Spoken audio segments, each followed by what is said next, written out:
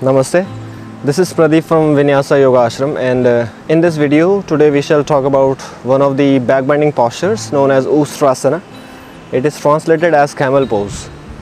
This is not a beginner pose, but today I shall be going to let you know that this could also be done by beginners using this method, which will make this posture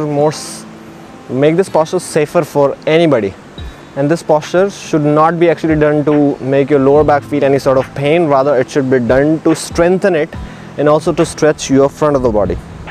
Any back bend that you perform, either it should be lower back or spine strengthening, or it should be stretching the front of the body. But many people make this mistake that they perform this position in such a way that they complain about lower back pain or they complain about neck pain. So today I shall be letting you know that what is the correct way to get into this position, to avoid these all things and to do this posture not for injuries but for benefits. So we shall start from Vajrasana position.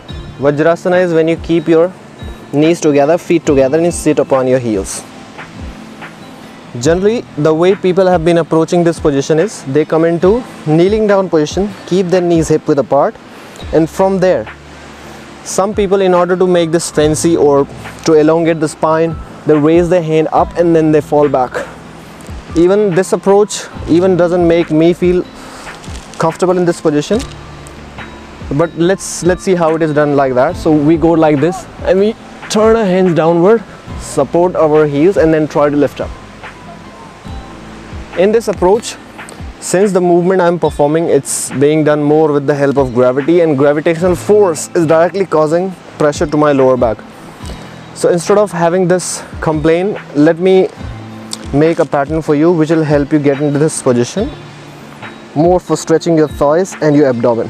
So let's start from seating position. Our goal in this position should be to give stretch to our hip flexors, your quads, your psoas, and your abdominal muscles. So let me show you this method. So first you'll sit in Vajrasana. From there you'll grab the heels and you'll try to push your sitting bones back to create more space. See, you are going to avoid this movement. So try to perform backward or posterior tilt of the hip or tucking the tailbone downward movement.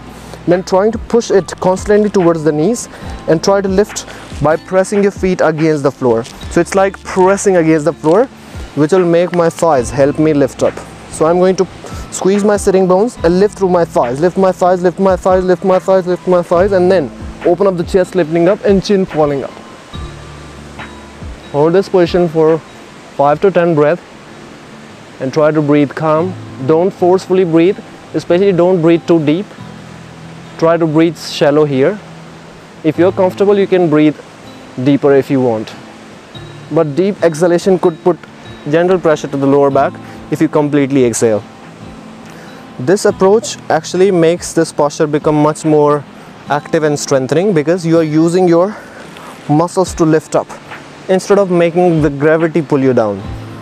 So make sure while you're performing this position, you don't let your head hang. Rather, focus on lifting your chin up.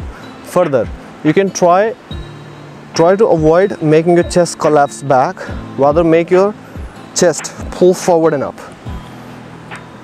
If you perform this position with this approach, I believe you'll have different experience with it and you'll enjoy this more in the aspect of gaining benefits.